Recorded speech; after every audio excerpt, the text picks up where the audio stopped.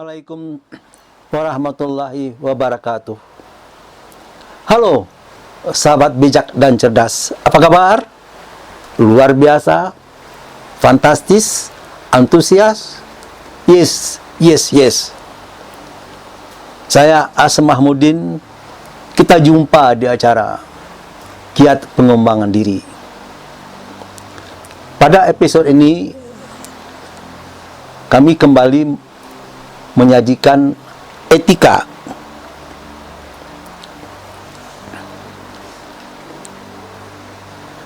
Sebelumnya kami mengajak kita untuk membaca, mengingat akronim MAHAKAM yang merupakan singkatan dari mindset, yaitu pola pikir, A. Action atau tindakan dan perbuatan, H. Habit, kebiasaan, A. Attitude, sikap, K. Karakter, watak, M. Mentality atau mental. Sebagaimana yang lalu kita menguraikan bahwa untuk pengembangan diri ada 15 faktor E. Dari 15 faktor E tadi kami menyorot 3 E agar kita tidak rancu dengan pengertian, yaitu etika, etiket, etos. Dalam keseharian sering kita salah penggunaannya. Kita lihat dulu, etika itu bahasa Arabnya akhlak, berarti moral. Sedangkan etiket, adab, itu sopan santun. Etos, itu adat, itu kebiasaan. Bahasa Indonesianya, etika itu disebut kesusilaan, etiket kesopanan, sedangkan etos kebiasaan. Bahasa Sanskertanya, etika susila, etiket toto kromo, dan etos adalah budaya. Asal kata etika adalah etis dari bahasa Yunani, sedangkan etiket etiquette dari bahasa Perancis, dan etos dari bahasa Yunani. Dalam keadaan jangka waktu, etika itu adalah jangka panjang, bahkan bisa dikatakan selama-lamanya. Seperti tidak boleh mencuri, tidak boleh melakukan korupsi, itu berlaku selamanya. Etiket itu jangka pendek, itu berlakunya sangat situasional. Kapan kita bersikap sopan, kapan kita bersikap biasa dan akrab. Etos itu jangka pendek, itu peraturan yang berlaku biasanya internal. Selanjutnya, etika dalam diri ada di dalam, di batin, nggak kelihatan. Orang jujur, orang yang beretiket baik itu dalam batin, nggak tampak. Sementara etiket kelihatan orang yang nggak sopan dari cara bicara, cara berpakaian, cara bertingkah laku kelihatan. Begitu juga etos, itu jangka pendek, itu bersikap merupakan kebiasaan. Misalnya dalam perusahaan ada kebiasaan untuk saling mendoakan, untuk berpakaian seragam, itu kan kelihatan. Kemudian dalam bentuk etika itu bersifat hakiki, sedangkan etiket bersifat hanya basa-basi. Etos sikapnya adalah formal, dikatakan formalitas ya.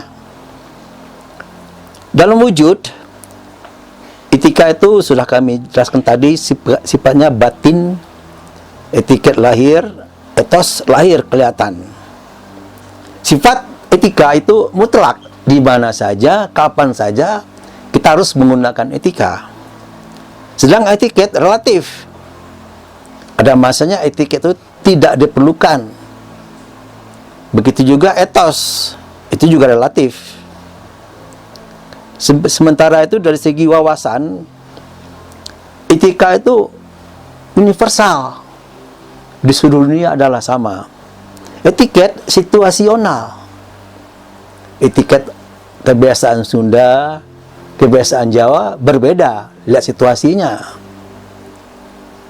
Cara berpakaian, siang, pakaian pesta, pakaian malam, itu lihat situasinya. Etos, itu sifatnya lokal.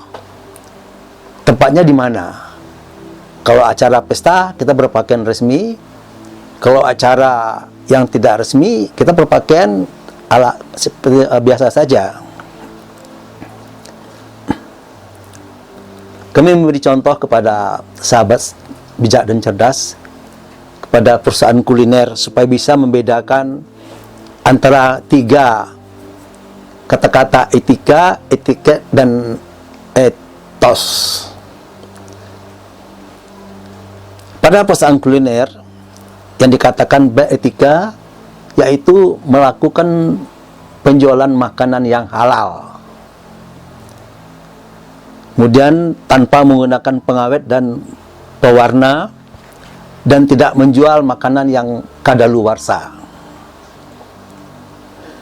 Nah, kalau ada pelanggaran bagaimana? Ini akan merusak kehidupan berbisnis, akan mengecewakan masyarakat, yang nantinya sebagai bumerang akan kembali menghancurkan bisnis itu. Kemudian yang kedua, pada perusahaan kuliner, etiket, yaitu contohnya pelayanan sopan dari sebuah restoran, sikap ramah yang menyenangkan, servis yang memuaskan. Kalau ada pelanggaran, ada keengganan pelanggan untuk datang. Katakanlah pelanggan lari mencari restoran yang lain. Kalau dilanggar, itu akan mengecewakan masyarakat. Yang terakhir, kami memberikan contoh etos. Itu budaya, kebiasaan yang dilakukan oleh sebuah perusahaan atau kelompok atau komunitas. Misalkan sebelum kerja kita berkumpul, kita berdoa dulu,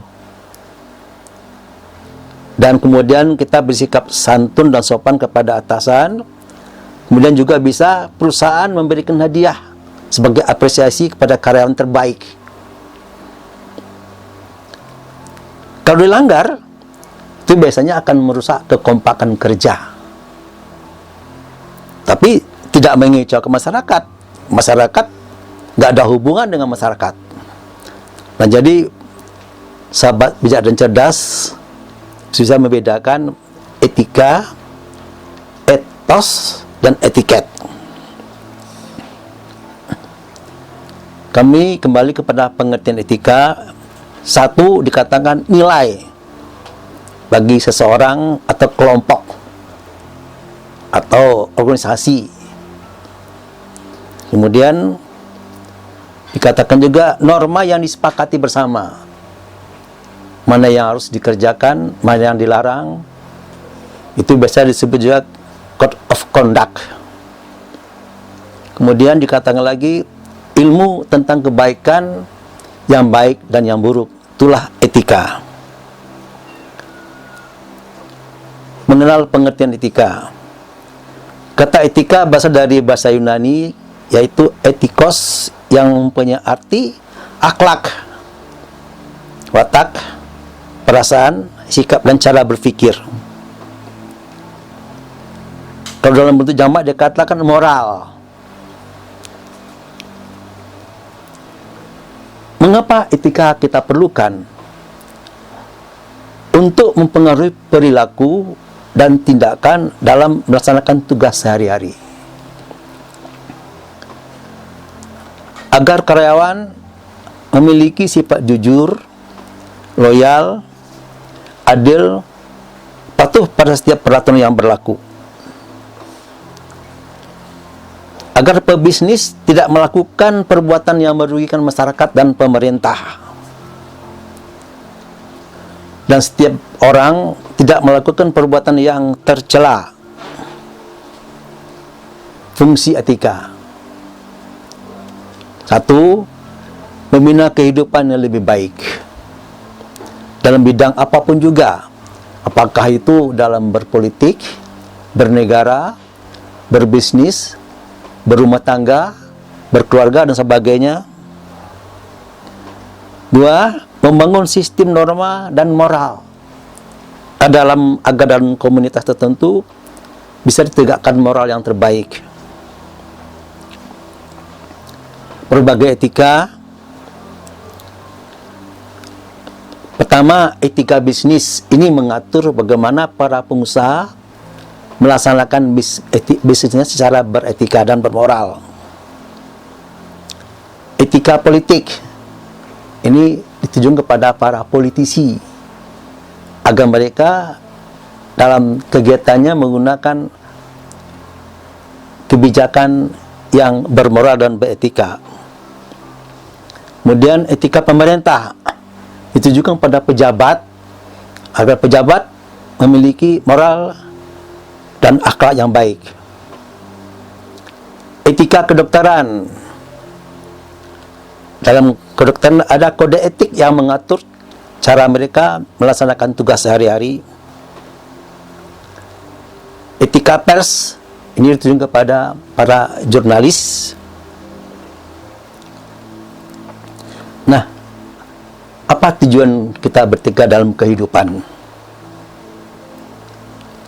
Agar setiap orang menjadi manusia yang bijak dan cerdas.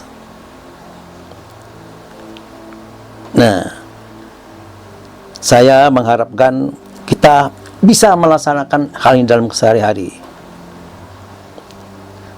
Kita pasti bisa.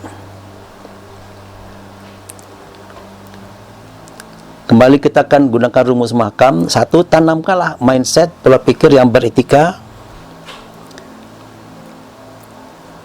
Lakukan action, tindakan yang beretika.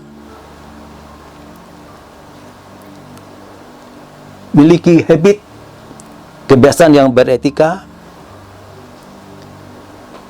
Amalkan attitude atau sikap yang beretika. Bentuk karakter atau watak yang beretika. Dan terakhir, tekadkan mental yang beretika. Sahabat bijak dan cerdas, kami sajikan secara keseluruhan rumus mahakam beretika. Tanamkan mindset, lakukan action, miliki habit, amalkan attitude, bentuk karakter, dan tekadkan mental. Sekian sahabat bijak dan cerdas. Kita bertanya pada diri sendiri, bisakah kita melaksanakan etika dalam kehidupan kita? Tekadkan, kita pasti bisa, dan kita pasti bisa. Sekian sahabat bijak dan cerdas. Sampai jumpa lagi pada episode selanjutnya. Saya Asad Mahmudin mengucapkan wassalamualaikum warahmatullahi wabarakatuh.